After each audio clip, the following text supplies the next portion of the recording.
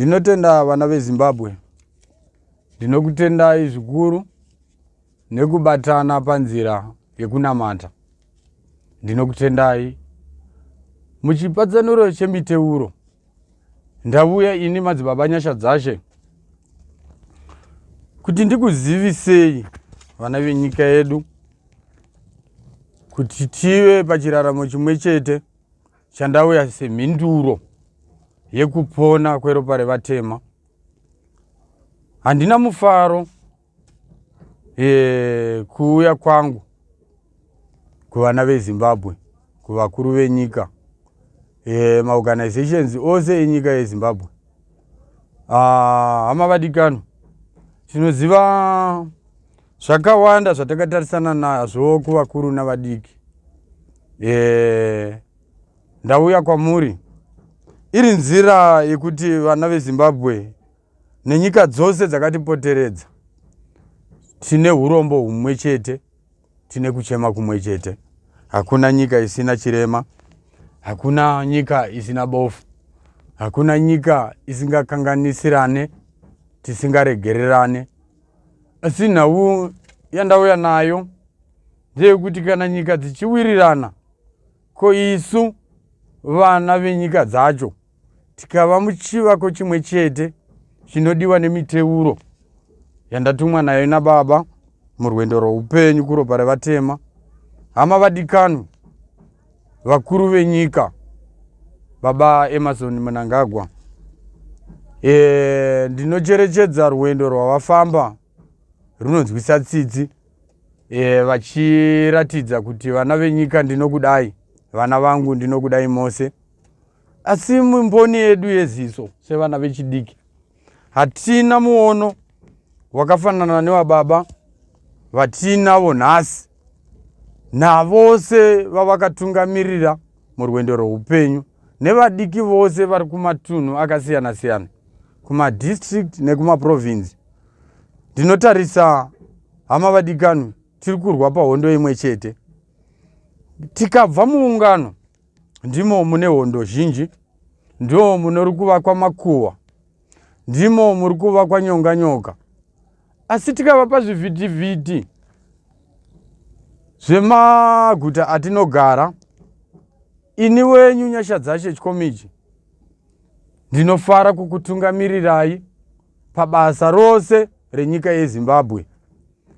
Ndinouya kwamuri kuchema zvizhinji kuti nyika nechimiro chayo, hungu matambudziko aripo atachemera ava nemhinduro, ko ndichienda nayo mhinduro kuvana venyika ndivatungamirire pakusaona kwatiinako padare romweya mutsvene tichinamata kumasangano akasiyana.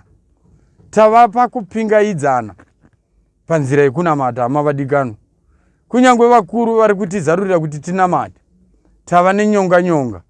Saka vari kunotumwa nezwi rababa kuti risvitse kuvana venyika yeZimbabwe nepasi rose riwane kupona, kwatinodai tichinamata tichiti Mwari tinzwirei tsitsi, tisunungurei, mabasa avhurike, vana vaparadzirwe urwere, vatungamirwe kuzvikoro kwavari. Asi zvicherechedzei hama vadikanu kuti kunyangwe vakaenda kuzvikoro kwacho mabasa havana.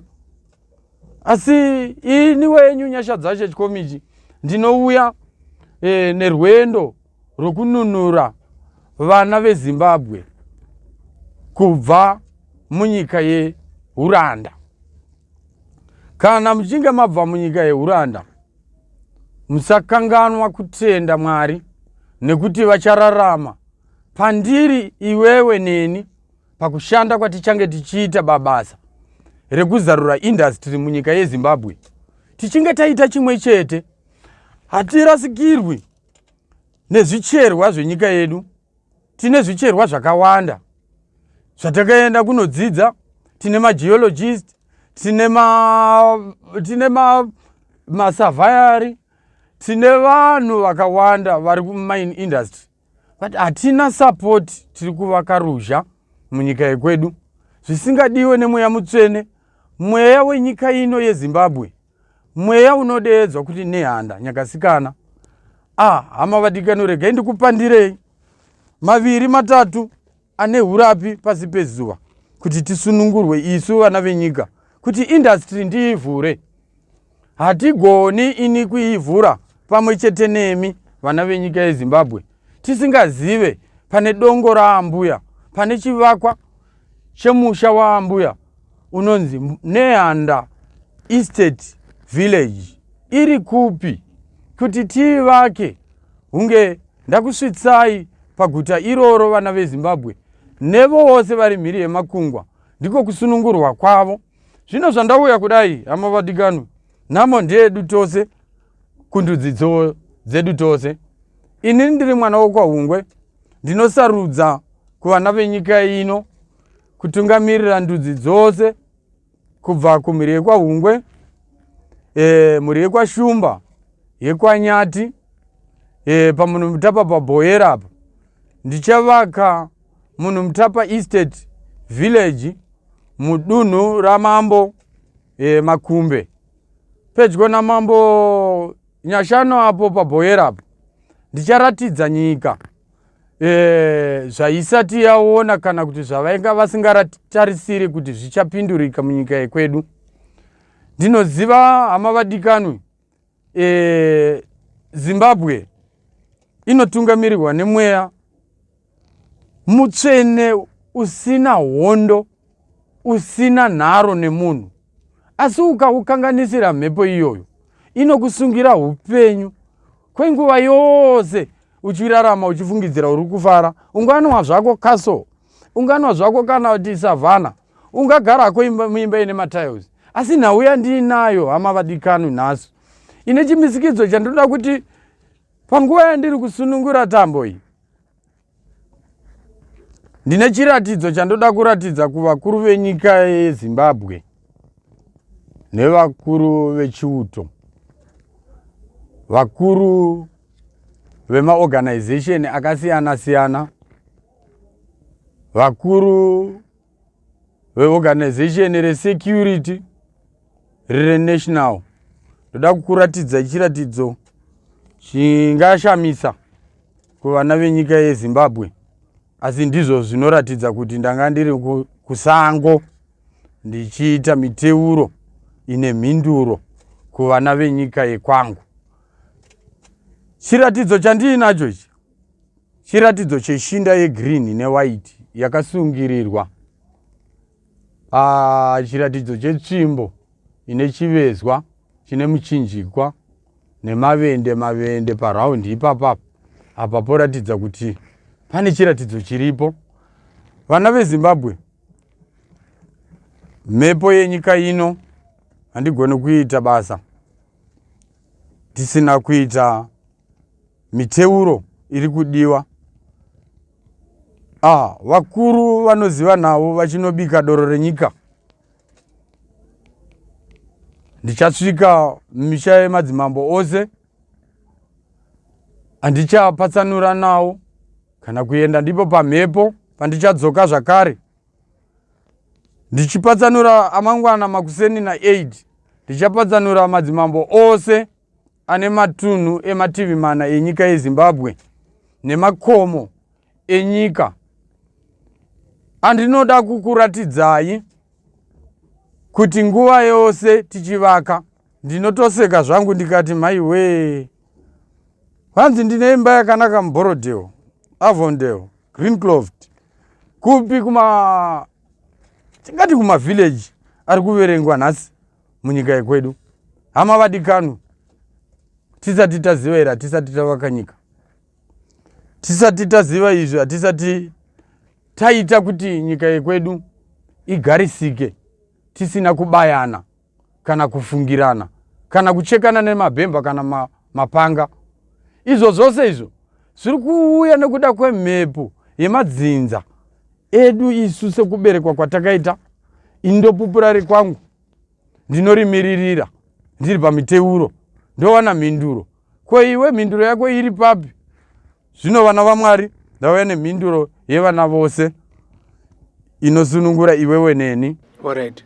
So tiri pa madzibaba handiti isusu patoda kubvunza semhuri yeZimbabwe handiti ndepekuti kuti zvinhu zvedu handiti maproblems ane vanhu handiti kuti asunungurwe munenge mechida vanhu vakaita sei. Muri kuda kuti munge makaunganirwa nevanhu here kuti mutange basa kana kuti zvizvo chaizvo chaizvo zvamunonyatsa kuda kuti mutiratidze zvakawanzika zviri kufanira kunge zvichibuda pachena kana kuti mupodze marwadzo atiri kusangana nawo semhuri yeZimbabwe. Muri kuda vanhu, muda kuti pange pane vanhu vamuri kuda here? What are the requirements amuri kuda imi chaizvo chaizvo? Ndinotenda nemubvunzo wako muranda wacho. Nhau yekusumuka kwemakore 3 ndisingazivikanwi kuti ndiri kupi nemhuri yangu. Chinangwa changu ndechekutungamirira nyika nekuchengetwa, kukumbira security ruchengetedzo rwenyika yeZimbabwe sekuchengetwa kuri kuitwa baba vaMnangagwa, vachinoita basa, vachinodzidzisa munyika yavo. Vakaenda kuBinga, vaenda Bulawayo, vaenda Masvingo, tinoenda via zvakasiyana. Amai vachienda nekoko vanechinoumba vechidiki, vanonzwisisa vachionekwa nekutambanukirwa upenyu hwavo, vasine utindi.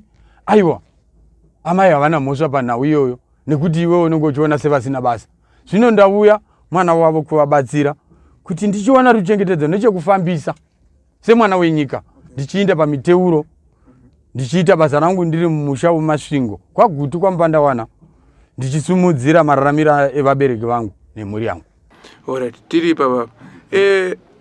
Do you think kuti vanhu mhuri yeZimbabwe ichangodonata zvinhu izvozvo just easy like that musina chinhu chiri impact chamamboita so far? Because vanhu varonyanya kukuonai pachivhitivhiti mechitaura.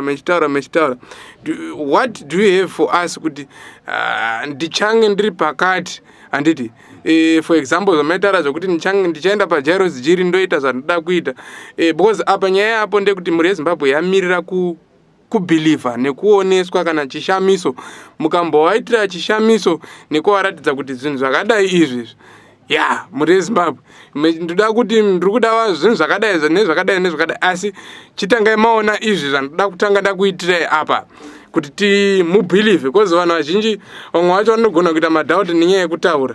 Saka I think mukatiudza kuti inini nemusi wakati ndichange ndiri pakati, ndichabatsira chirema chakati kuti muone kana kuti ndine vanhu vakati vachauya pachivhitivhiti vachitestify kuti madzibaba avo vakandibatsira kuti zvakati. Mune here zvamuinazvo zvamunokwanisa kuti ratidza nazvo proof of kuti vanhu vazokwanise kudonata zvinhu zvamuri kuda, mati zvifambiso, muri kuda magadzi anokugadhai sapresident kwese kwamunenge mechienda kuruchengetedzo mechiita pamunenge mechizoita muteuro wenyu.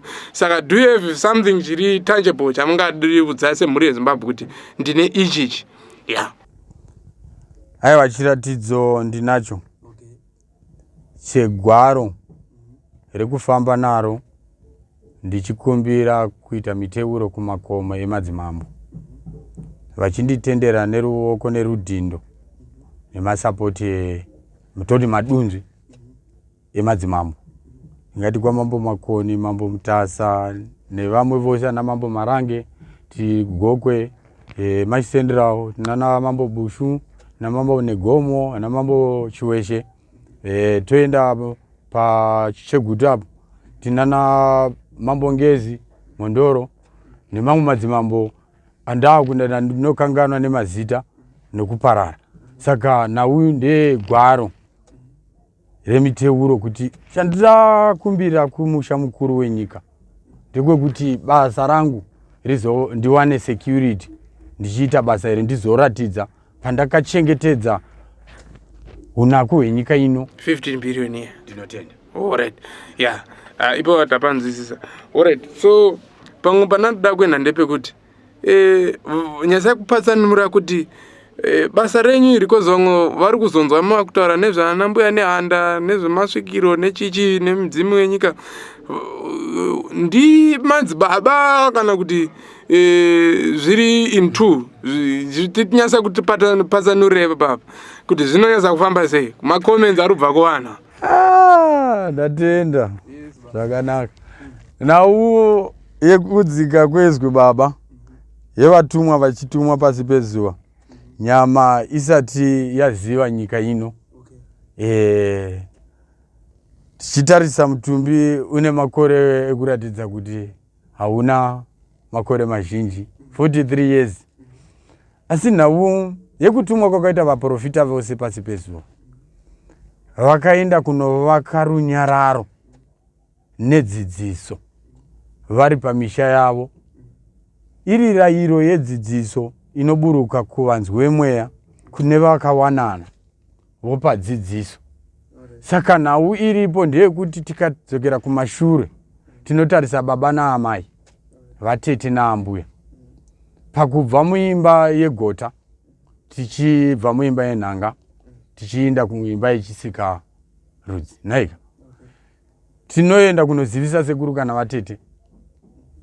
Asi murwendo rwokufamba unoti munai mwana wenzwadzi unonyanya kutsigira mudzimu wokwako here kana chinamato. Icho chine chiri chiraho chavatete vachida kuona kuti unotsigira mudzimu wako here kana kuti unotsigira mwari wausingadi wausingazivi. Kumabvezuwa uko hakuna mwari, vana veZimbabwe. Regai ndikuzivisei. Uku kune simba remhepo, uku hakuna mwari. Mwari anobva mumba mauri kubva baba naamai, ndivo vanokupa dzidziso, ndivo vanokudzidzisa dhenana vokuendesa kuRoma kana wakazvarwa muRoman yefamily, ndo chechi yakwanzi chidzidza kusvika pokupedzisira. Saka mumba ndo muna mwari, ndo muna mwari, ndo mune chikuva. Saka kana usina kukumbirirwa nababa naamai kuti akubuda kuenda kuHarare, kwanza ndikavapa $10 yangu inogadzirwa namuchembere yofuridzirwa, apa inzira yekuti nepfuma yaatipa ndina amai vake ndava kuzivisa vari kumhepo kuti chifambai naye paachafamba nengoro dzemoto, mumutungamirire imi. Asiya zvaasiya izvi azodzoka achitipa zvakare kutendwa kuya. Saka wobva wati ana amai varoi. Saka nhau iripo ndeyekurasika pakutsanangurwa. Hama vadikanu nehanda nyakasikana ndiyo mbuya mai venyika.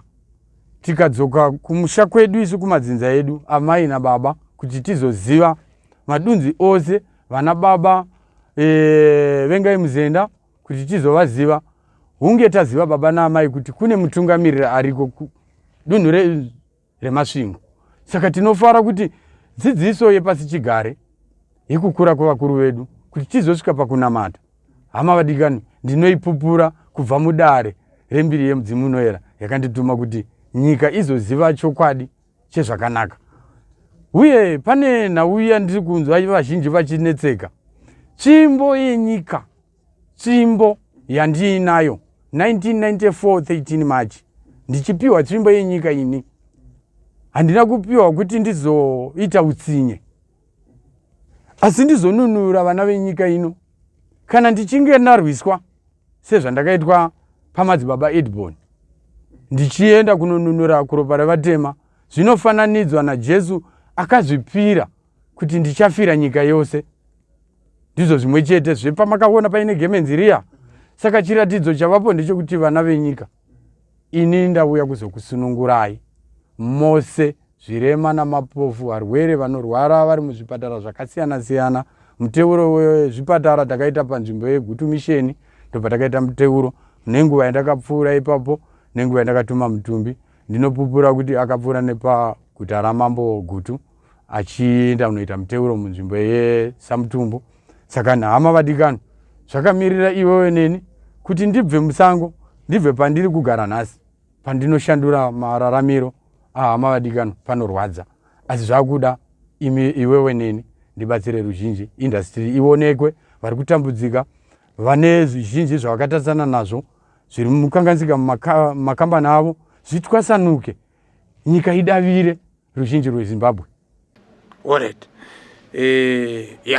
Iwopo tapanza madzibaba.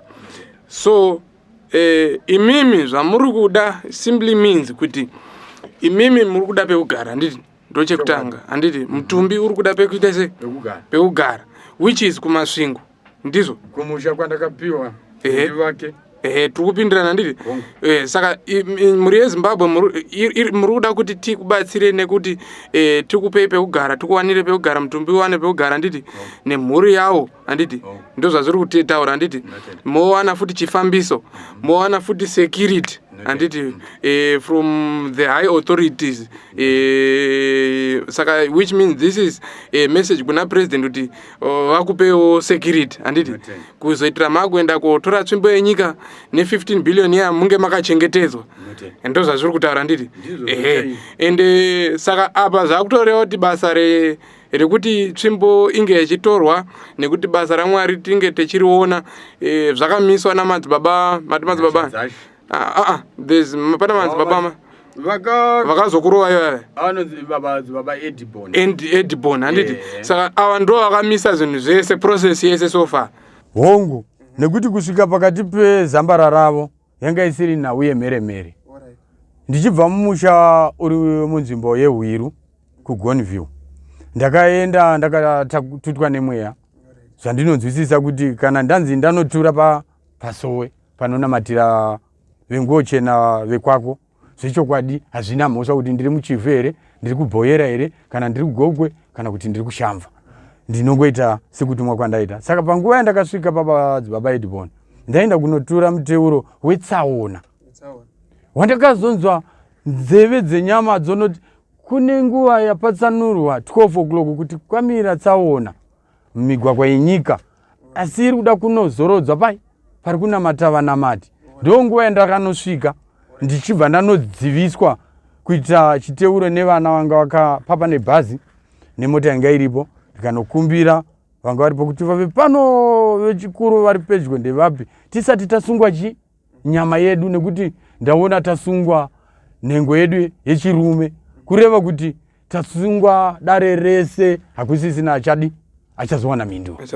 Alright, so namadzibaba Edibon alright iyi nyaya makaimboitaura pa previous interview handiti so madzibaba Edibon awa maizivane here kana kuti mamusingazivane ifirst time yenyu kusangana? Handitovazivi. Hamutovazivi? Ini handitovazivi baba Edibon asi chandinoverenga ndichivatarisa izvezvi vari kushandisa mweya, mhepo yavari kushandisa yakakanganiswa kare yakukonzera tsaona. Saka vamiriri vemweya vari mudare ravo vari maMambo Nyamandi munova ndo mudunhu rangu naMambo Gutu padhuze nerodhi ino yeChivu Harare. Ipapo pamasowe iwayo pakadonhera ropa rangu vana vaMwari ndati chiratidzo chokutanga tinoziva kuti muungano dzese idzi munenge manzwa mbiri. Ini regai ndikuratidzei basa rababa ananga anopfugama pamasowe ababa Edibon. Iyi haisi mhosva yangu nekuti nguva yandakamhanya kunoda kuti ndinotura tsaona yanga iri meseji yangu inini naMwari kuti wakunda asi handina ndakatokundikana nekuti ndakazonozodza nguo yebasa ropa. Saka mangwana ndakumbira vana kuchishanu ngatiregei kuenda kunonamata tiri pamadzibaba Edibon muChivu paGutu nekwaMambo pamambo Nyamandi pa10 of yepajongwe pakatadzana neparaini rekwadzinoreva muraini mamambeva varume ndakumbirisa Mambo Nyamandi renje rababa Edibon munzvimbo yangu inini yaMambeva ngarichibva zvaro nekuda kwekuteuka kweropa rangu rakabuda nekutsemuka nanhasi handina chandakarapwa ndakangoti Mwari vakati imira nanhasi.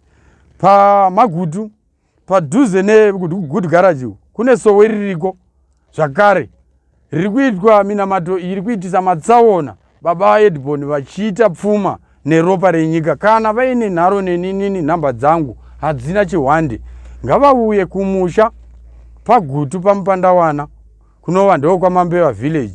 Nhamba dzangu dziri pachena panguva yandosvika ndinochingurwa nemachinda ndinawo kana vaine nharo nedare iri neane nharo nekunopfugama mangwana pamasowe amadzibaba Edibon. Ini ndapedza madzibaba anyasha dzashe mbiri yedenga ndiyo yandasiyira dare. Alright, saka imi muri kuda kuti madzibaba Edibon vauye kumusha ipa handisunyasopanzwisisa muda kuti vauye moita sei vakuti sorry vaite sei nhau yangu baba ropa rangu hariteukire mahara nhau iripo ndeyekuti ndakatosviba kune chandinofamba nacho saka chiri kunditeura kuti inini ndisangane nababa Edbon pamusha pagutu kwaMupandawana muraini mamambewa pamusha pachikomichi vondideedza kuti taana madzibaba Edbon vauya ngavashandise foni yavo vondifonera vakaita zvokutumira kana kuda kumiririrwa iyi nyaya yanangwe mudare ripi neripi kana ripi kama vamalava chaivo havaimiriri nyaya. Alright. Saka do you think kuti madzibaba Edbon nekukuru waika kakaita vangazobvuma here kuuya kwamuri kuda kutaurirana nemi oro vakatozviita by purpose yekutokuti hapana zvamunovaita? Chiratidzo ngechekuti mangwana ngavaende vanopfugama pasowe pavo vaite basa. Ngavaende zvavanodi vanopfugama nemhuri yani yavo inovatevera. Ini ndanyarara mhuri yeZimbabwe inini ndapedza panhau yababa Edbon.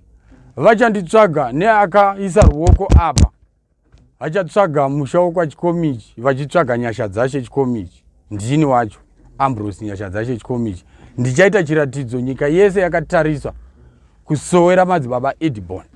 Alright. Saka mhuri yeZimbabwe yani one chinhu chekuti tatopa stand by kuda kuona kuti chichi chaitika.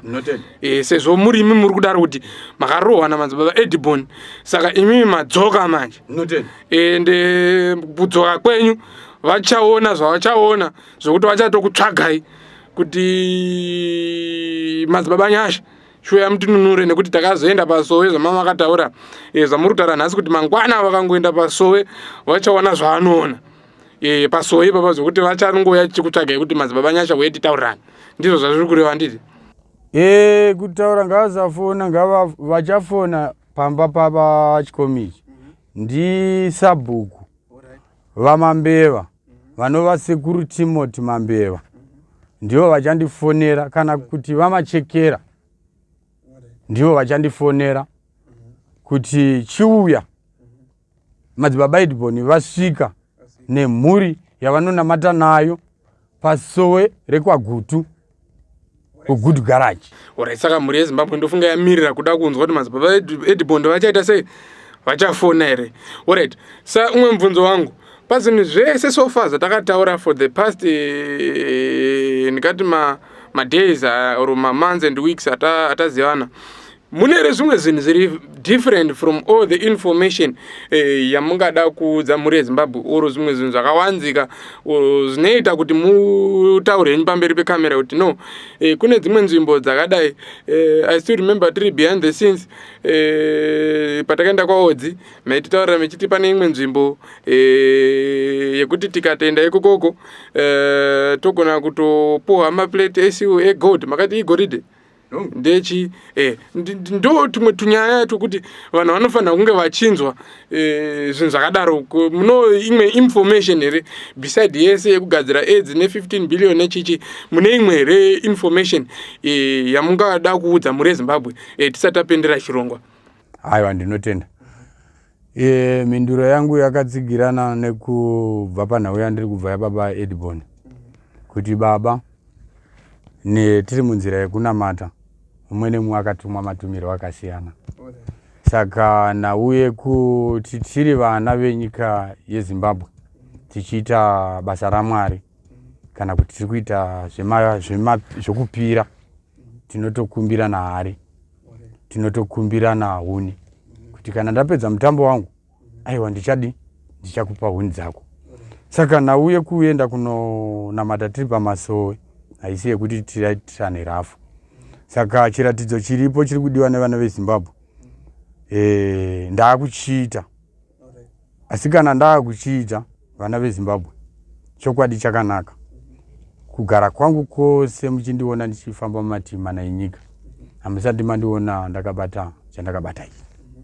Saka kana muchiti kusanaya kwakaita mvura hachisi chiratidzo kusatonaya kwakaita mvura ndimi mama akatobata mvura ndiri ndinotenda ipapa mama akabataura kuti kusanaya kwakaita mvura ndimi mama mamakabata mvura kwete ndakatopabata ndima kana chando icho chichakadzika ichi handi mari mwezuro wakaona ndisina kana bhutsu yes ndine nguo asi isisina ropa isisina kurema kuti tataenda mugezo kunogeza kuti ayo muregerera hana chanoziva naika asi muratidze simba renyu saka nechando icho chichi ndimi kwete ndizvo zvitoripo ndizvo zvitoripo saka apa ichi chamakabata ichi ndechei manje ichi chakatakura dare chakatakura dare rekusunungura industry yenyika yezimbabwe saka muchatoisunungura ipapapa haiwa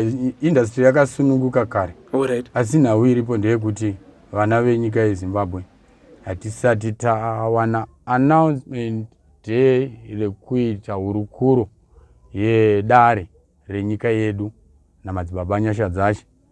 Izvi ndezvekujumana nekungokuzivisai, ndosaka ndichiti ndikati nyemo, asi nhau yedare chikuru chatakatasana nacho ndechekuti nditange kuita basa. Ndichinge ndawana zororo ndoenda marufaro ndo mune basa.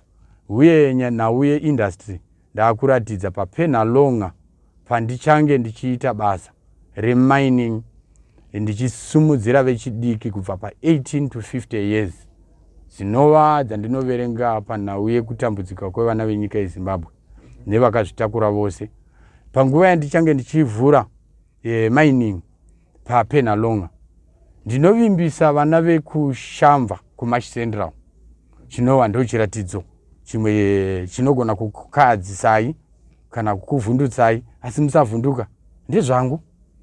Ndichavhura Fisher Gold Mine papurazi pangu panonzi paKanengoni kuMarsh Central uko, pamiti mirefu iyo pana baba naamai vandiri kurarama navo murwendo rweupenyu mukukura kwose, tiri papurazi tichibatsirana. Ndichavhura mine inonzi Fisher Gold Mine ipapo. Saka ruzhinji rweZimbabwe vane maindustry earth moving machine, vane madhoza, kuparadza makomba nokuvaka tichienda kuNational Housing Program ndinayo. Saka basa randinaro kuda kubatsira ruzhinji rwenyika ndeo kubatsira vana veJairos Jiri nevakarara muzvipatara nhasi uno vasunungurwe. Ndoita miteuro yezuva randichakurukura samangwana. Mangwana hamavadikano, regai tirege kuverengera nekuti mhuri yangu iri kurwadziwa, uye chiringazuva chinenge chaakumhanya-mhanya. Mangwana kune chiratidzo chekuti ndichanoratidza ndiri paPenalonga ndichiremekedza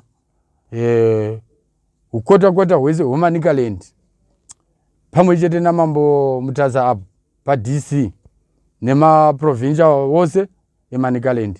Ndichaita basa, ndinoda vechidiki zvikuru ndichivadzidzisa pabasa rose. Ndichave nefoni hombe yandichave nayo ruzhinji kana manditendera kuti ndichivawo pagurupu, ndichigadzira gurupu rechitenderano chitsva. Ndaita chiratidzo ichocho vana venyika vawane zvavanowana kuivhu. Ndaakutanga kuita mugove, kugovera vana mumwe nemumwe mugove wake munyika yake, mugove wepekugara kubva pamazowe kusvika Mandhabden inonzi Better Bricks, tiita kusvika tollgate yeroad yechinhoiyo paIngoma Barracks, kudzika makomo esayo Chinhoi Bangeti. Zviratidzo zvezvakawanda zvine basa randauya naro. Nechandakabata ichi chinosunungura mhepo yenyika yedu yeZimbabwe, inosunungura mhepo dzemadzinza edu sekuzvarwa kwatakaita, nekukura kwatakaita, nekurasikirwa kwatakaita nehama dzakasara murwendo. Hama vadikani, ndiyo mhinduro yezwi, ndiyo mhinduro yetsamba yenyika yeZimbabwe yandatumwa nayo kuti ndichava nemi kusvika rini narini murwendo rweupenyu.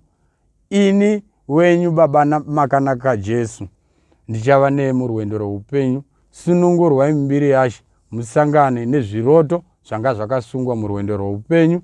Hama vadikani, tineshuvire kuti musunungurirwe chiraramo chemaoko anga akabatwa nemhepo yemadzinza ekwedu. Tine chiratidzo chandoda kuti tiratidze ruzhinji rwenyika yose. Vazhinji vangandifonera vachiti madzibaba timwemweye mushaya netsa zvazodini. Regai ndipatsanure muchidimbu. Ichi ndaiwaiti negreen hama vadikani. Chiratidzo chikuru munyika yekwedu. Green inoreva chiraramo, white inoreva kusunungurwa nedzimure kwako, ringave rangu ringave rako. Kana takudzoka mumhepo imwe chete tinoti tinotungamirirwa nemweya mumwe chete, asi pakuzvarwa ndo patinozvarwa zvakasiyana. Saka kana tichinge tatora tambo yegreen newhite tikaisungirira iine mita kana mita nehafu pakureba kwayo, yewhite yegreen, chiratidzo ichi chinoratidza kuti kana wakunosunga padavi remuti unoingoipoteredza iri imwe chete asi dziri mbiri, painonodai wosunga kaviri apa dzorembera dziine mufananidzo uyu pari pamuti chero upi zvawo.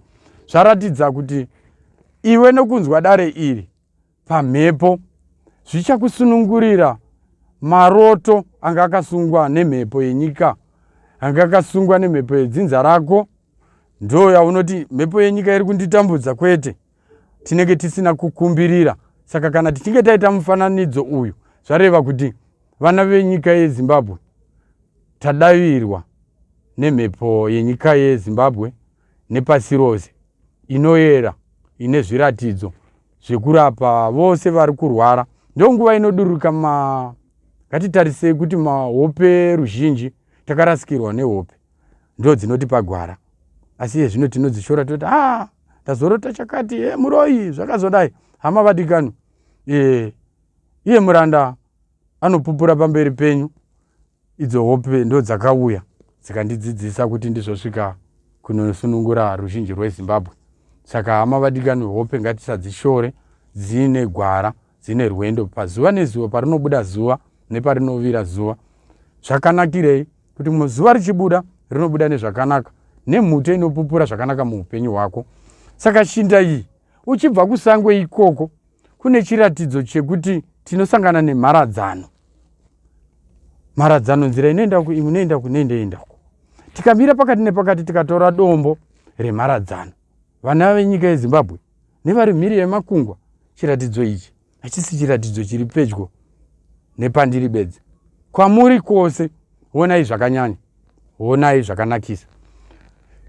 Tasungirira tambo iyi, tosvika pamharadzano, totora dombo redu, ndatora dombo rangu, ndobva pamharadzano ndofamba kamutunhu mbijana, kubva apa ndatorera iyi dombo repamharadzano, ndosvika pandinoratidza kuti ndakatsika netsoka dzangu, ndipo pandinotora dombozve kana ivhu riri pasi petsoka, kureva kuti zvanga zvichititevera muupenyu hwedu ndevaya vakatibatsira mudzinza redu, vataenda kunotsvaga zivo yekuti tofamba sei kuti tiyambuke apa, tikatadza kuvabhadhara. Inhau iri kunetsa mukati menyika yeZimbabwe yekuti hatisisina chokwadi, tichingotadza kuudzana chokwadi. Mhepo iri kunetsa, kana isina kukutendera, ndisina kuikumbirira ini wenyu, hama vadikani, kukumbirira mhepo yekwababa neyekwamai, yekwasekuru neyekwaambuya, ndikadzikumbirira zvechokwadi dzinodzikama kuti pedzisira tava pamiteuro. Moona ndaakuzonobata muchinjiko wedu, zvaakureva kuti tasunungurwa. Nguva yatinobatanidza ivhu remharadzano, ivhu repasi petsoka neivhu remumvuri wedu neivhu repamba patiri kugara, tichange takabata paindi imwe chete yemukaka. Ngatitarisei, ndine mudzimai wangu ndakaroora, asi zvinhu hazvisi kundifambira zvakanaka. Hama vadikani, wasanganisa ivhu remharadzano neivhu repasi petsoka yako neivhu remumvuri nerepamba pauri kugara, mukarigeza, ngaticherechedzei kuti madzinza edu hakuna dzinza risingarapi nefodya yebute. Tinotora bute rematare toridira mubhaketi mupi imomo, munova ndiwo mune mutoro wedombo remharadzano, dombo repasi petsoka, dombo repamba patiri kugara neremumvuri wedu nemukaka todira mvura, totora bute rematanda togeza. Zvarevei pamuteuro? Zvareva kuti ndakumbirira kubatana kwemhuri yenyika pamwe chete nerudzi rwekwako nerwekwangu, kuti tisunungurwe munguva imwe chete, nekuti mweya mutsvene watinonamata takaringe mabvezuva tinenge tichikumbira simba. Saka simba rinobuda nemuhova mumakomo, ndo rinodudza izwi rinoshonga matiri, ndiro rine simba. Saka simba zvarashonga mauri neni idzidziso yekuti tapendera chiradema riya rairevererwa richikumbirirwa, vachikumbirira pamwe taakushanda nejira jena kubva kumusoro kusvika pasi, tiri vana vesangano tichinzwa basa raMwari, izwi raMwari musi wesvondo wega wega. Ndakwanira hama vadikanu, ndiro zuva rechitenderano chitsva chevana venyika, chemasangano enyika yekwangu nepasi rose, kuti tiwane kusunungurwa munguva imwe chete semufaro wandinayo. Hama vadikanu, nyasha dzive nemi. Handina chiri kundirwadza kunze kwe pandakarohwa nababa Edboni kuti ndinodzivirira tsaona yemusi waitika, tsaona yatenda. Hama vadikanu, regai ndipupure apa papa tosara nauya bva yauya ndakuda kunovhara nawo. Makambani emabhazi eroad network tinotarisa zvakanyanya tsaona dziri kuitika. Hama vadikanu, regai ndipupure pamberi peuso hwenyu, regai ndipupure pamberi pevakuru venyika yangu nevatungamiriri vemaorganization akasiyana neruchengetedzo rwenyika. Hama vadikanu, tinokwira mumabhazi umu tasuma zvakasiyana siyana, tanamata zvakasiyana siyana. Vamwe tinonamata tiri muhasha, vamwe tinonamata tiri paunyoro hwekukumbira zveshuwa rwendo. Mweya mutsvene unokupa mhinduro uri muruzhinji kana kuti usiri paruzhinji. Saka nguva yatinosangana mubhazi moya, pachokwadi tsaona kana ichinge yakatsidzwa, inogona kutsidzwa nemunhu mumwe chete ari kukumbirirwa kumusha kwake nemubhazi maari, zvinoumba kunoparara kweruzhinji. Saka ndauya kwamuri kuti ndipupure vemabhazi, bhazi rekwatenda nekambani nechimiro chayo. Hama vadikanu, makanyatso kundicherechedza zvizhinji. Tenda haana pandinoti nhasi uno ndikananga pakambani yake ndowana pasimbi ine ngura, ndoti kwanzi yazoitirei ngura. Handina chakaipa patsaona yekuteurwa ropa nemhuri yekwatenda, kwete. Asi tiri kunamata isu taakuremerwa, tonakurirana nyoka mhenyu.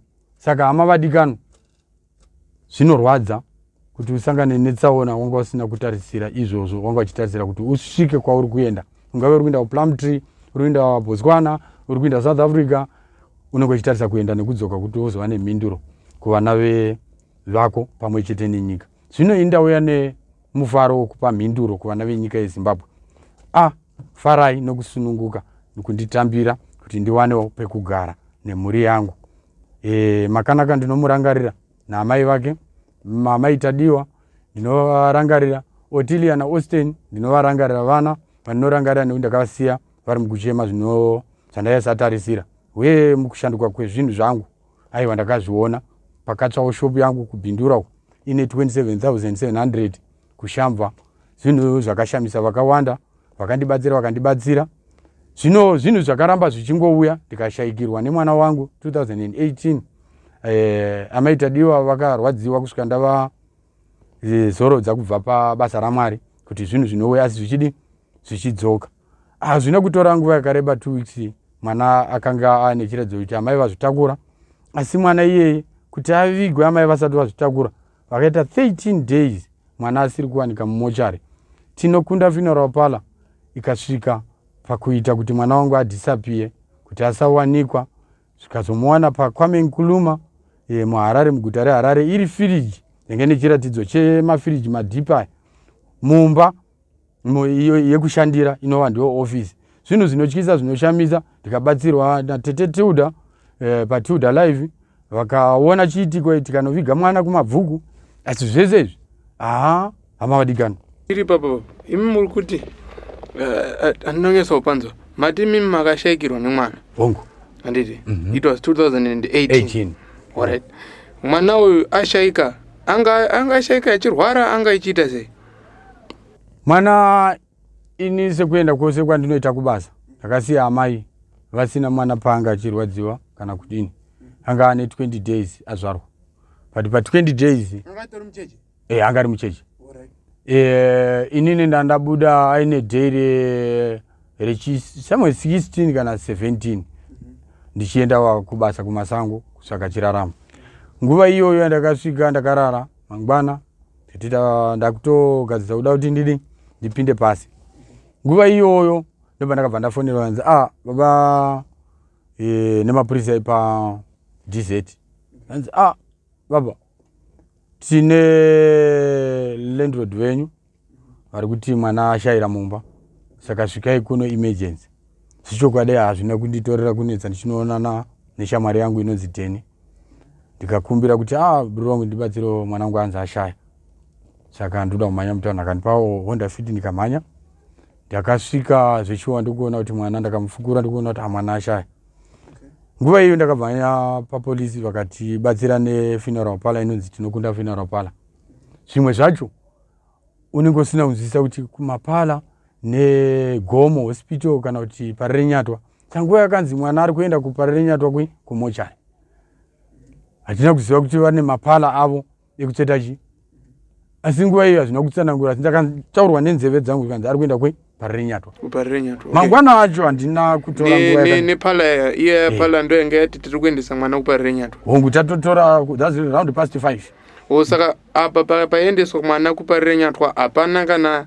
kama kana anga iripo kana ini muri chimwe wemwana papasina imi maizozara sei iwo wachienda nemwana wenyu kwamusiri sure of angatingoti mamuri washoma yenyu but pakashaya 1 here aikwanisa kuenda ichiona zveshuwa kuti mwana aiswa paParerenyatwa zvakafamba sei pa ndinotenda nemubvunzo wenyu wakanaka nhau ndiye kuti panguva yekutora madetails angu nalandlord panguva yekuti tichisumuka kuti ndichienda kune mota nguva iyo pandakanzi 5 o'clock dzinedzi takungoenda kunodi kungoisa mwana mumochari zvemapepa chichimo yachi mangwana saka chiuya paParerenyatwa handiti landlord munayo zvishuwa handina kuramba sezvo landlord vanga nerutsigiro naSergeant Major vanga varipo paDZ dziva rasekwa ndakava munhu akanzwa kusununguka kuti mwana wangu wongwadi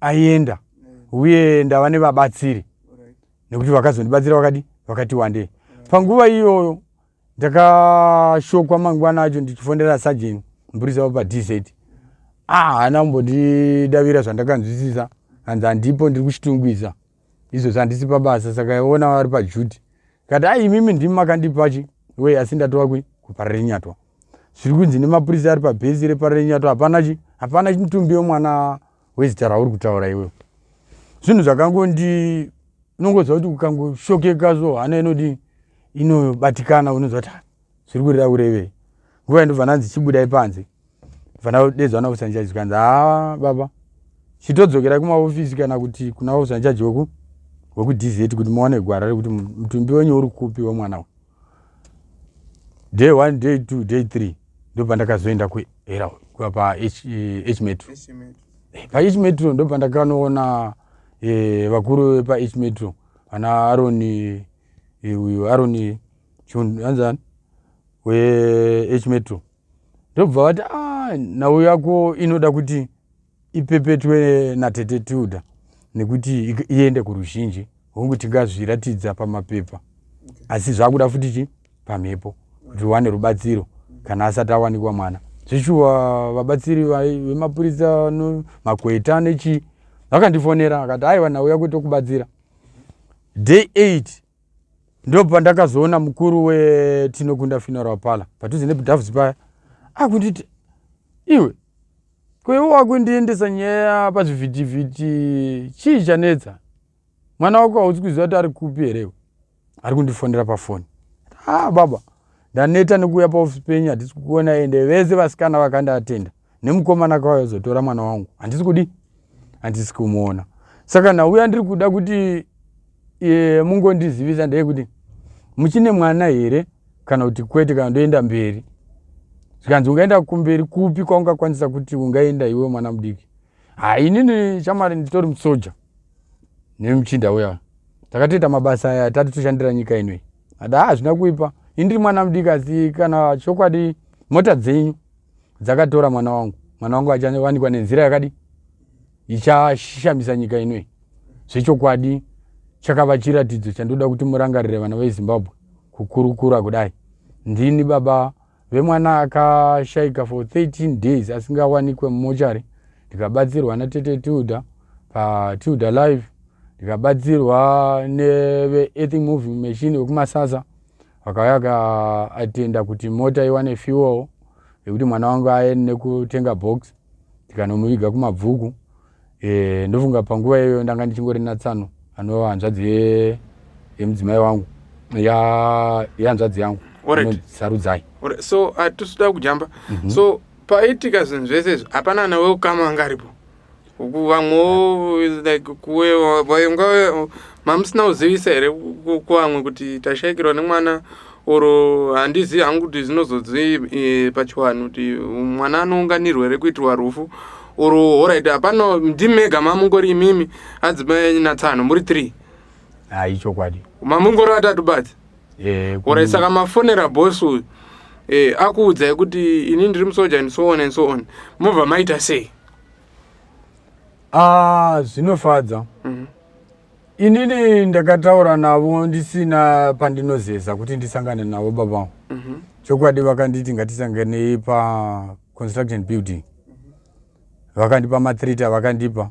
Nguva inoyo ndobva ndakaenda pazuva kubvunza kuti baba chokwadi mwana wamakandita kuti ndive nemwana here nemudzimai wangu azosara achitambudzika mwana mudiki yeyo, ini ndichitambudzika zvakare, zvinorevei? Nguva iyoyo ndobva akatanga kuochomoka kuti mwana wenyu kana angatova manheru. Ndobva akazotanga kuchifona achiti mwana wenyu munouya mangwana day 9 momutora.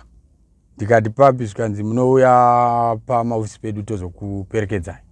Patakazoperekedzwa nemota iyi ndokuna Kwame Nkrumah.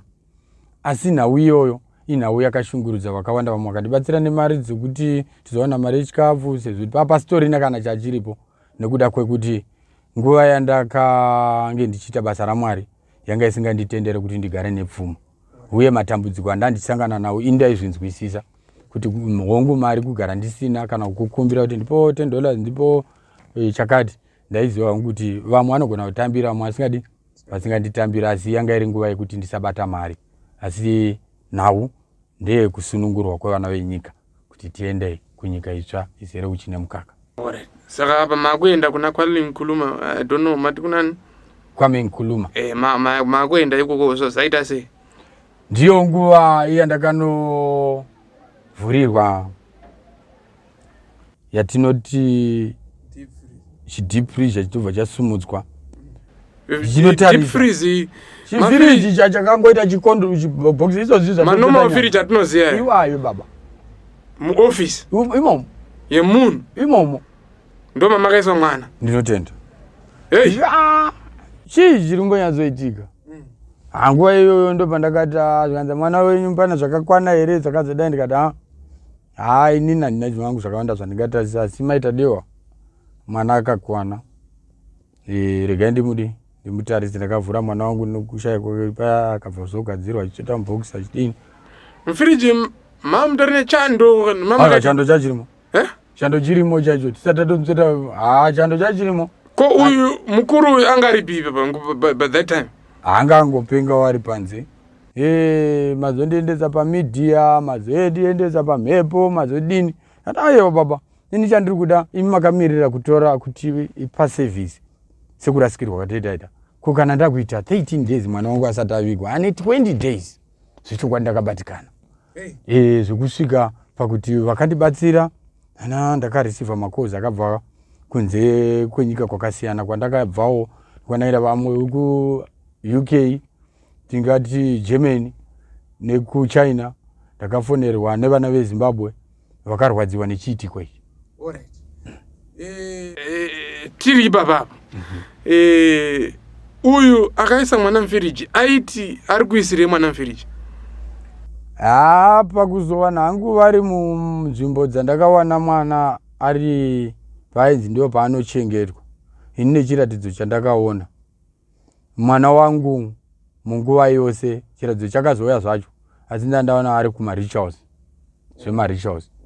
Saka nokuda kwekuti chekwanguwo achitorerwi mwana kana kuroverwa mwana, sekupatsanura kwanda ndichingoita kuti baba inhau inoita sekutamba, baba Edbon ngavasvike mumusha wokwamambeva kuti zvinhu zvidi zvibatsire. Saka nhau iripo, mwana akandipa muchiratidzo chekuti chii chakaitika kuti azofa mushure mekunge tanomuviga. Ndochatoda kuti muzive vana veZimbabwe kuti zvimwe zvacho tinozvitora dambe tigozvitora dara. Chokwadi ndakaona chiratidzo chezvakawanda pamwana wangu. Ndichibva paTuda Live ndakatanga kuzoenda kumakomo ndikapiwa chiratidzo chokuti baba musachema. Ndanga ndichiedza hana yako munzira yemiteuro yose.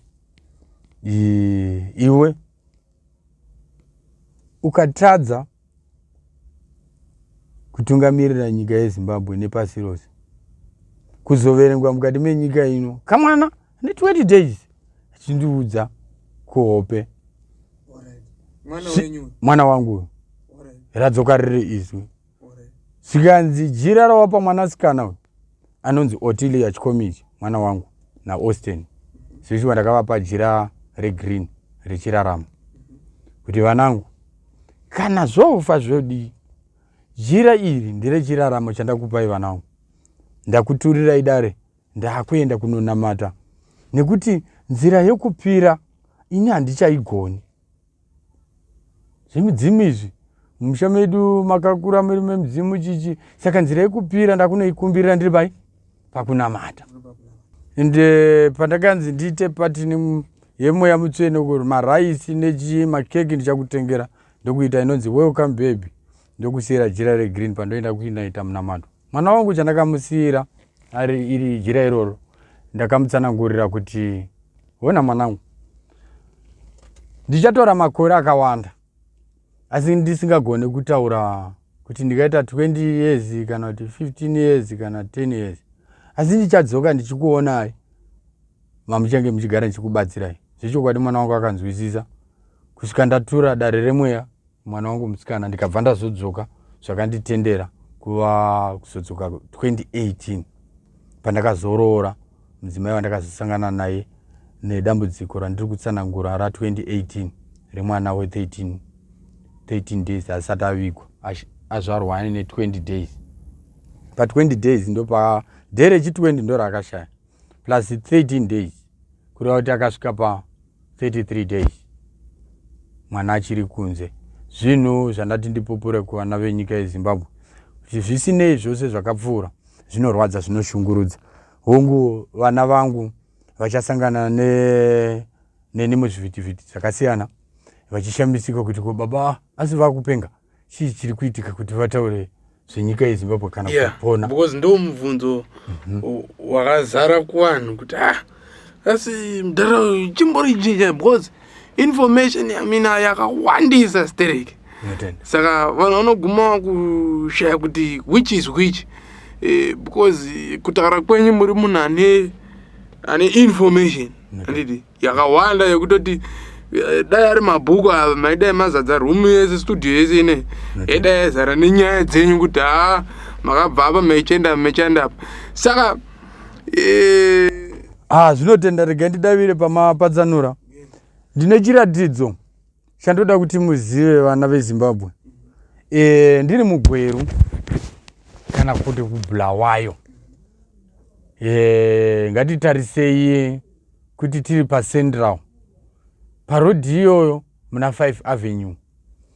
Mukarangarira zvizhinji vana veZimbabwe, Shurugwi, Kadoma, tikatarisa kunana Mperengwa, tikatarisa Payoko apo pamagumbo, mukatarisa basa rataita tichiita zvekurana bhawa, tichiita sei, tichiita basa rekunamata kuSt Paul, St John's Apostolic.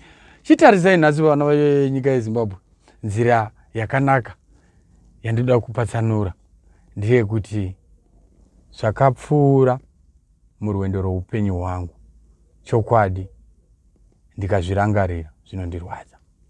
Saka ndikarangarirazve kuti vana veZimbabwe mudzokezve munyika inorwadza kudaro. Hama vadikani, iri peji iri ndati rivharwe nhasi. Mangwana iFriday vanoenda pamiteuro, chokwadi inini handisi kunoteerera miteuro yenyu nekuti baba vandirambidza kuti ndiende pamusoro panhenga yegomo rechiera chenyika yeZimbabwe. Ndatorambidzwa ndanzi ndiramba uri pasi nekuti havasi kuda kuziva chokwadi. Iwe rarama maramira uri kuita, mbiri yedenga ichakuperekedza. Saka ndiyo nhau yandauya nayo vana vaMwari. Saka hatisi pakusafisana kana kuti musafe kana kuti titambisane muchongoyo, iyo nzara yakatekeshera so.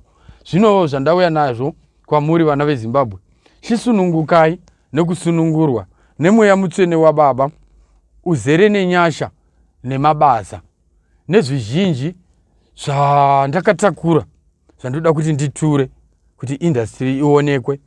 Vana venyika tibatane, tinamate Mwari watinoziva anotipa chokwadi zuva nezuva tichiva nemhinduro. Vanakomana nevanasikana vari kuzvikoro, vari kumakoleji, tine vaimbi venyika vakatumwa vari vaimbiri vachidzidzisa vari pakuimba. Tiri muchimwe chete chebasa remweya, imuri vaimbiri, kuti basa rifambe. Parufaro apo pane kurongwa kunoitwa nevana venyika kuti ayewa toda kuti isusu tatova murufaro izvezvi. Madzibaba nyasha ngavachiuya vakokorodza kana kuunganidza vana vose vari kutambudzika muHarare Gardens, muguta reHarare, muBulawayo, Kadoma, Kwekwe, Mavheni, Mbizo, kwese uko. Ndinokurangarirai vana vose vari kutambudzika vasina vanovasapota munyika yekwedu. Ndo patari kuti pepe kuti vanhu vauye kurufaro hazvigoni kuti vanhu vauye kurufaro vasina zvamamboona mechiita. Ndosaka Zimbabwe iri tanga iri kuita ignorant, and nyaya iripo nekuti vanhu vazhinji they are confused. Tinotenda mavadika. Vanhu vazhinji they are confused because hatisati taona chinhu chinobatika. So at least zvasingagonere kuti mumbotange mambotiitira handiti kuti vanhu vazokwanise kutambanudza zvese zvamuri kukumbira, mumbotanga mamboita demonstration handiti kuti vanhu vakwanise kukupai support yamuri kuda. Then ipapo manje munenge mane power yekuchitaura kuti no, ini ndiri kuda ichi neichi neichi neichi, because vanhu vanongoona kuti mabata basa hombe chairo. Sebasa hombe sofara mataura kuti makamisa mvura, mukataura kuti for sure naizvozvi kune gore renzara, chando chiri kurova zvishova chamataura kuti ndima makatochitokonya imimi chaichai ndimakachitokonya. So ndo zvatiri kuda more of that, tiri kuda zvimwe fanika panyaya yezvirema apa nepanyaya ko edzi yacho iyi iyo amavadikano. Regai ndipatsanure panhau yeedzi kuti vanhu vazive kuti havachisina edzi yapera. Vakomana, mwana ari kuchemera nzara yekuona mhuri yake. Handisi kuti ndiri kuda marini, ndiri kuda imba yekugara yebasa, yekuita basa renyika yangu. Manza baba, ndiri mumba imomo, nyika ino ndinoiverenga iri muchanja changu ichi yeZimbabwe nepasi rose. Tikataura zvana Uganda, Ukraine, handitika ana Jamaica tikana ana Italy Mauritius nana tikataura na China Beijing totaura nezve Beijing kubva underground up to kusvika pandinozokwira ndege ndichiuya kuno kuZimbabwe. Alright. So apa kana mechiti AIDS mimi inorapika vamwe vachiti ndozvirwere zvanga zvakatsanangurwa nzi hazvirapiki, so zvisingarapiki zvacho ndezvipi? Kana mechiti munokwanisa kutorapa AIDS, so which means cancer futi it's very easy kuti mutoirapa. Zvese zvirwere zvinoshupa zvese munogona zvakanaka. Ichi chiratidzo ichi ya chiratidzo chatoda kuti nyika yese izive, kwete chekufungidzira. Ngatitarisei vanga iri naika apa pana chiratidzo chiripo ichi naika chiratidzo chatiri kuona ichi vana veZimbabwe ndo pakaita chiratidzo cha 1991 baba vangu vari vapenyu Patrick Chikomichi vakandibvisa kapundu ikakaka kabva katushuka kachibva kazonobudikira nepanapa uri mwena wekuratidza kuti uku kwadyika kusvika uku zvanobuda. Pane chiratidzo kuti mavanga atiri kutarisa mavanga vana varo neaya neaya. Chiratidzo chapano chokupedzisira mavadikanu ndakangotora chinorapa nechakarapa ichochi ndobva ndangosunga pana muka ndobva yatodi tarisai gumbo rangu iri chiratidzo charo nechiratidzo ichi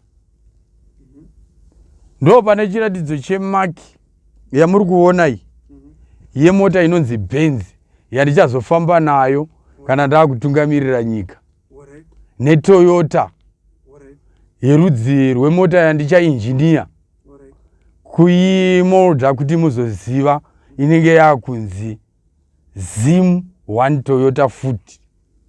Ndo pane Benz chiratidzo icho kureva kuti mushonga wemhuka chirati doti riba gumbo ira nditi rinoratidza mota yamuchazofamba nayo muri kuona baba, ngaticherechedze zvikuru ichi muri kuona chiri chicherechedzo ichi. Saka icho chinoratidza kuti muchafamba nemota inonzi Benz hongu yamunenge magadzira imimi hongu. Alright. Saka Benz muchaigadzira maipa zita ramati rinenge chinzi chii?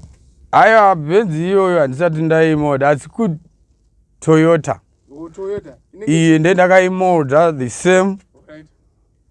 Ende zvese zvichange zviripo nechikopo chacho chandichamolda. Zvinhu zvamuchagadzira zvese izvi zvamuchamolda mega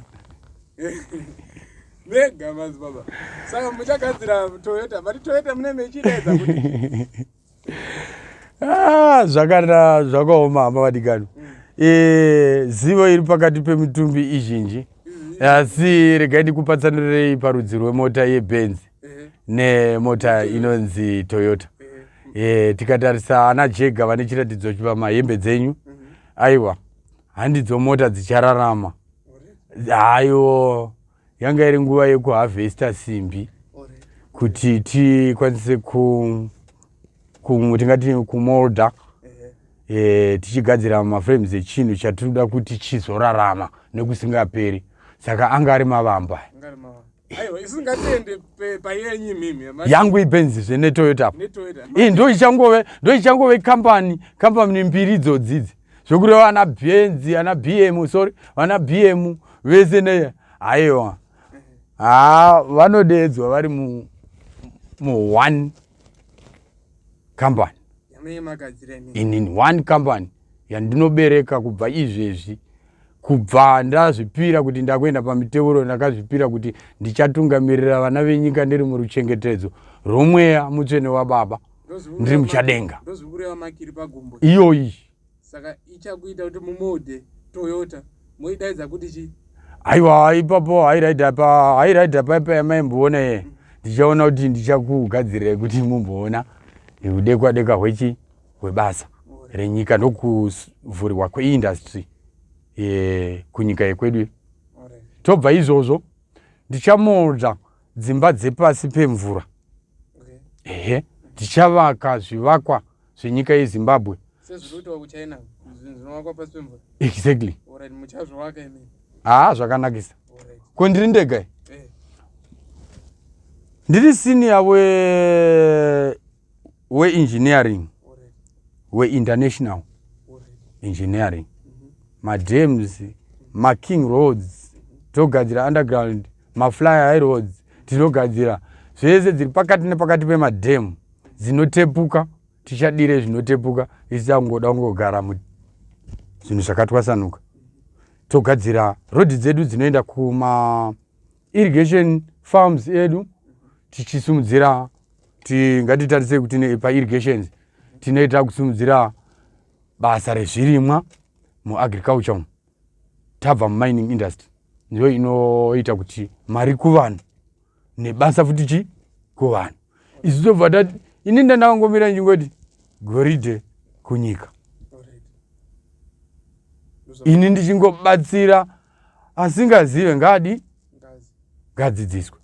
Ndiyo nguva yacho yekudzidziswa kwevana venyika yeZimbabwe. Kuuya kwangu vana venyika kunotenderera kunenge kutenderera, asi nhau ndiye kununurwa kwemhuri yekwangu nemhuri yekwako kuti tirarame zvakaenzana. Sokuti kana takukumbirana, aiwa hama vadikani, tinopanana nemufaro, tinobatsirana muna mane matambudziko, takavigirana zvinetso mumanext door medu kubva mukutenda kwechitenderano chitsva chevapostori, chitenderano chitsva chevana venyika. Taita sungano imwe chete, taita sungano yemweya werudo unenge wadzika mumwoyo yedu, sokuti tinenge takunzwirana tsitsi. Saka ndinorangarira zvirema namapofu, ndichakurangarirai nebasa remari ye15 billion kurangarira yose kuzvirema nechembere. Ndinopa pachena, ndovatengera nekuvavakira musha, national housing, kwekuvavakira ndinako kwandakapiwa nenyika saizvozvi, kuti nyika ichava yako nekusingaperi, nemiwo ndichave nemi nokusingaperi. Akatuma Baba Paulos Mwazha, ndiye akatuma zvakare pamutumbi kuti basa rirambe richisundaidzwa. Saka izwi mweya mutsvene unosarudza pekubudira zvisina godo neshanje, uye kunonzvera moyo une rudo netsitsi parwendo rwevanhu. Alright. I think nhasi tambone information imwe yatatisingazive for the yamakasangana nayo makore akapfuura emwana matambudziko ese iwayo. And we thank you very much kuti nhasi mazonyasa kupatsanura zvamuruda kuti muitirwe nemhuri yeZimbabwe. Ndofunga mhuri yeZimbabwe yanzwa kunonga nemibvunzo, vamwe vaita madzibaba zvinonyasa kumboita sei vanhu vanenge vasati vanyasa kunzwisisa, asi ndofunga zvinhu zvajeka. Saka madzibaba mhuri yeZimbabwe vari kuti inini mukandibatsira nepekugara, pekuti mutumbi ugare, because mazuva angu andatora ndiri kumasango anyanyisa.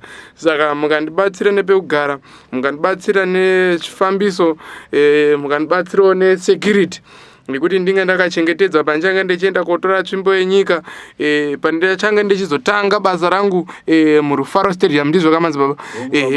Pamunenge muchizotanga basa renyu muRufaro Stadium, muchange mapiwa zvinhu izvozvo. So mukupendera kwedu hedu nyaya yedu ndepekuti muchange muchingobatsira muri kumasvingo here kana muchafamba worldwide, zvichanga zvichifamba sei, vanhu vanenge vachiuya kumasvingo here, ipapo pakamira sei? Ndinotenda zvizhinji kuenda kune dzimwe nyika tisati tava nemhinduro hazvina zvazvinobatsira. Nauhombe vakuru venyika nevakuru vematunhu ose, inhau yekuti kana tichinge toita basa, ndotanga ndaita basa kumusha, nekuti vana baba, vana amai, vana atete nemadzimambo ndisati ndasumuka vakagara vati mwanangu kana wodzoka wozouya wovaka. Saka ndakudzokera kumusha kwaGutu musi iwe weekend yatiri kuenda iyi nemusi weSaturday ndichisumuka kuManicaland.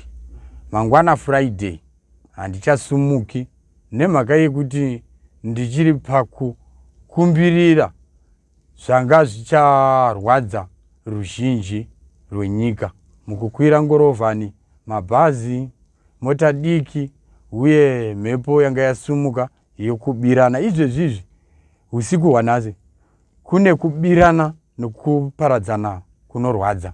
Saka mhepo iyoyo yanga yakasunga. Saka ndiri kunopedzisa muteuro ndiri pamasowe pandichange ndiri mangwana patsvingwa apo kunova ndiwo kuPenalonga tichigadzirisa basa rekuti tichizarura industry yedu kubva pa18 to 50 years. Ndichafamba nemi nevose vari kuzvikoro vakapasa vakarasikirwa nemabasa echipurisa, echisoja.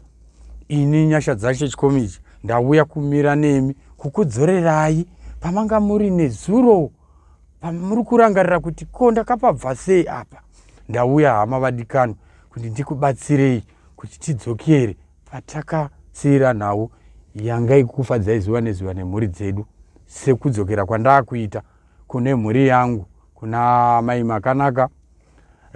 Ndinotenda amai Tadiwa, munhu akarasikirwa neupenyu zvinorwadza, akatutwa kubva muguta reHarare. Mwari ngavamuitire zvakanaka pakurasikirwa kwavakaita nepfuma yandandavasiyira kuti vazodzokera kuGokwe kunova ndo kumusha kwavabereki. Ndichiti mukasara mega zvingazokunetsai, asi ndinotenda nokutambirwa kwavakaitwa kumusha kwavo. Nazvino ndinotenda vakachengeta vana vangu vose, vanodudzwa vana vemhuri yaNyasha Dzashe, Ambrose Nyasha Dzashe Chikomichi. Ndakagara kunzvimbo dzakasiyana, kwaMusiwa kunova kuShamva, muShamva chaimo, kuMondoro, ndakagara kuKadoma, ndakagara nzvimbo dzakawanda ndichiita mabhizinesi, Bulawayo, Gweru. Naizvozvo hakusi kwese kwakaita vana. Ndinongori nenzvimbo mbiri dzandinopupura kuti zvakanga zvakapatsanurwa kuti zvizoya saizvozvi. Asi vana vangu, nditambirei, ndiri baba venyu, ndinokudai, ndinokunamatirai zuva nezuva kuti muwane kusunungurwa uye muwane nyasha sekubva kwandakuita musango, ndichifara nenyasha dzandakubva nadzo.